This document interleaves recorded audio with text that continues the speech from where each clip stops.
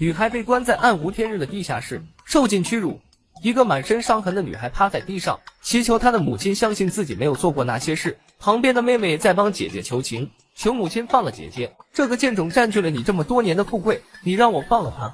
母亲说完便往女孩肚子狠狠地踢了一下，还说妹妹小柔太善良了。母亲，女孩强忍着疼痛，看向这个当初被收柔好心对待的妹妹，竟是一只披着羊皮的豺狼，夺走了女孩的一切，包括银与外公的财产、父母、未婚夫的爱。转眼间，她被关押在这暗不见天日的地方已经3年了，像一只爬虫般生活着。母亲对妹妹说：“小柔，反正她活不了多久了，等她死了就丢出去喂狗。”妹妹在母亲面前还假惺惺的一口一句姐姐。母亲把妹妹拥在怀里：“什么姐姐？你才是我的亲生女儿！这不知道是谁的贱种，让我丢尽脸面！”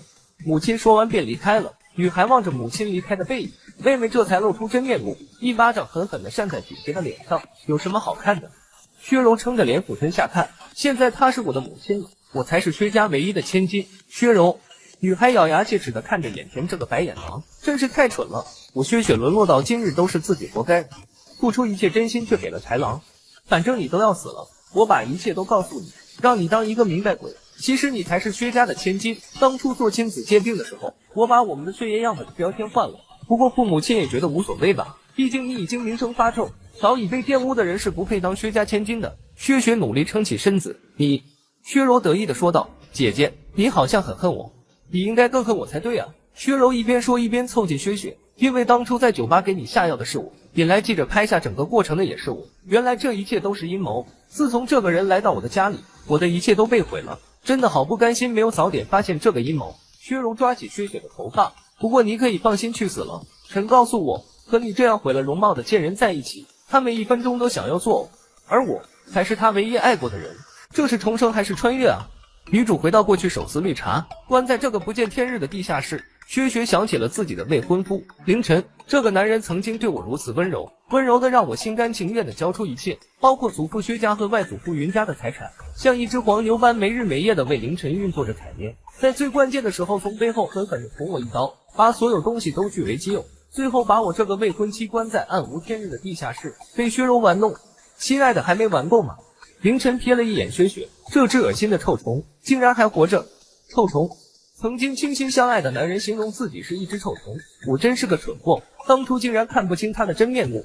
薛柔这个绿茶婊又在人前装，是啊，我下不去手，毕竟是我的姐姐。姐姐，凌晨拿出一把小刀，小柔你就是太善良了，这种不知道被多少人玩过的肮脏女人，怎么配当你的姐姐？举起小刀往雪雪的身上刺了下去，看多简单的事，扔出去喂狗就好了。薛雪顿时血流不止，躺在地上，吃力的看着眼前的这两个人，心里暗暗发誓，如果有来生一定要记住这两个贱人的嘴脸，这种凌辱，就算是下了地狱也不会甘心吧。薛雪费力睁开眼睛，感觉全身上下的每一块地方都被摔得散架般，这种情景似曾相识，似乎是15岁那年的车祸。怎么可能？小姐，你没事吧？我没事。薛雪转过头去，竟然是陈叔。陈叔是为爷爷从小派在身边一直跟着我的司机，当初不是在薛柔刻意安排的事故中身亡了吗？难道我回到了薛柔即将进入薛家的前3个月？拿起手机看到竟是车祸那天的日期，我真的回来了吗？那场车祸是远房表姐冷霜一手策划的，只是当时我愚昧无知，竟然相信那是一场意外，全然没有发现冷霜从小眼中就充满嫉妒与隐恨。薛雪出车祸后赶紧下车，你没事吧，小雪妹妹？薛雪意识到冷霜假意伸出的双手是朝着自己受伤最重的腰椎推去的，这一掌下去怕是要错位啊！薛雪只能先下手为强，反手给对方一个巴掌。冷霜惊呆了，不敢相信自己养的听话宠物竟然打了自己。昔日温顺小白兔逆袭成暗黑女主，开始改写命运。冷霜突然被扇巴掌，愣在原地。虽然对方是薛家的千金，加上父母不疼不爱，让薛雪的性格变得极为叛逆，而我们从小一起成长，深知她内心的脆弱，几乎把她调教成听话的宠物。不敢相信自己养的宠物竟然打了自己。小雪，你怎么可以打我？我可是你表姐啊！要不是薛家家大业大，恐怕冷家也不会强行攀上这门远房的亲戚的。抱歉，刚下车不知道什么鬼扑过来，不小心伤到你了。听到薛雪的解释，冷霜也相信了是意外，早就被调教的宠物怎么可能突然暴动？然后就在那可怜兮兮的不同情。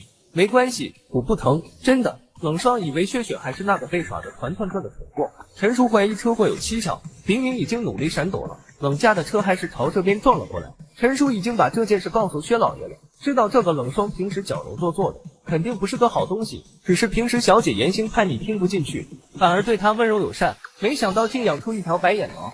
冷霜听到陈叔的怀疑，马上解释，我们的方向盘有问题才控制不住的。小雪你也知道我们家没你家有钱，因为这点小毛病换车是不可能的，好在你也没什么事，那这次你就原谅我吧。心想薛雪这个蠢货肯定会原谅自己，等我腰椎受伤不轻，肋骨几乎断裂，在冷霜眼中是没什么事。我上一世是有多蠢，竟然轻易放过他。原来是这样，那是不是应该送一辆车呢？冷霜听到立马答应，如果这样，那就谢谢妹妹了。果然是我养的一条狗，到时我可要一台早已看上的限量跑车。是啊，是送一辆车，不过是冷霜姐姐你赔给我。什么？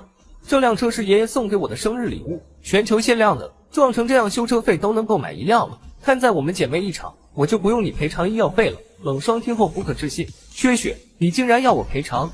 心想今天撞不死你算你命大，但是不是把脑袋撞坏了？完全变了一个人。看到冷霜如此气急败坏，薛雪笑了笑说，你确定是在和本小姐说话吗？姐姐，我回来了。女主一改往常手撕白莲花，你确定是在和我说话吗？薛雪突变的语气让冷霜想起他们的身份差别，薛雪的身份根本不是冷家比得上的，若非当初攀上关系，冷霜是过不上这样的富家生活的。只是这么多年来，薛雪一直对他的关照，让他忘了薛雪原本是他跪着仰望的存在。冷霜有点害怕了，拉着薛雪的衣袖，小雪妹妹，你一定是在和我开玩笑对不对？是啊，我是在开玩笑呢。薛雪把手收回，这件事就算我不计较，我爷爷也不会轻易接过这件事，那就让我爷爷和你父亲谈赔偿的事吧。上一世就是冷霜流几滴眼泪，我就跑去哀求爷爷放过冷家，爷爷都对我这个愚蠢的孙女失望透了，这才让薛荣趁虚而入。薛雪问陈叔爷爷派来的车到了没？